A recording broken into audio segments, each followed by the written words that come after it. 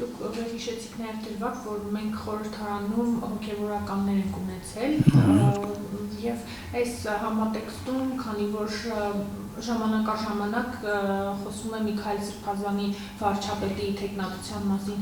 դուք այս համատեքստում ինչպես եք դրան վերաբերվում։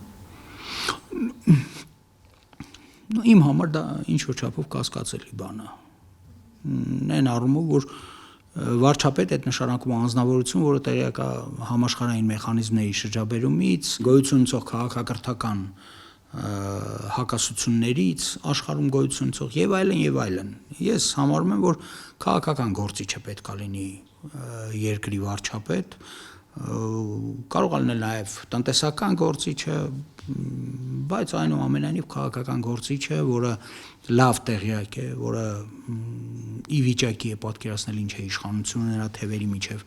տարբերությունները, գոյություն ունեցող հարաբերությունների դինամիկան եւ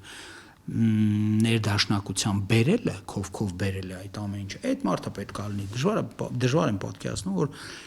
հոգևոր անձը, հոգևորականը, որը այդ այլ շրջանակում է գործել, պետքա գա եւ իրացնի թեկուզ 1 ամիս իշխանություն, մենք այն վիճակում չենք, որ մի հատ էլ նույնիսկ էքսպերիմենտալ դաշտ ստեղծվի։ Այդ էքսպերիմենտալ դաշտից պետքա հրաժարվել։ Մենք հիմա պետքա քայլ առ քայլ ստրատեգիական ճշգրիտ կողմնորոշում իրականացնենք։